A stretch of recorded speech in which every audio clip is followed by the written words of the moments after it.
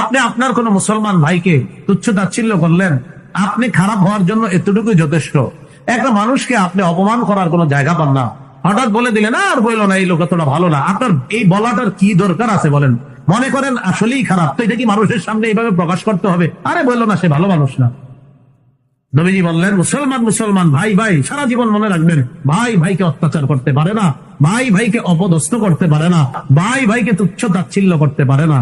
শেষের দিকে আল্লাহ রসুল বলেন কুল্লুল মুসলিমি আলাল মুসলিমি হারাম দামুহু ওয়া মালুহু ওয়া ইরজুহু।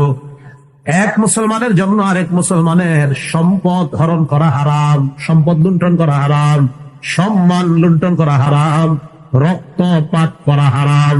ভাই ভাইয়ের রক্তপাত করতে পারবে না, ভাই ভাইয়ের সম্পদ লুণ্ঠন করতে পারবে না, ভাই ভাইয়ের ইজ্জত হরণ করতে পারবে না। বলেন তো আমরা কি? তাহলে ভাই ভাইকে অপমান করতে পারে, ভাই ভাইয়ের রক্তপাত ঘটাতে পারে, ভাই ভাইয়ের সম্মান হানি করতে পারে? এটা কি মুখে না, না বাস্তবেই না?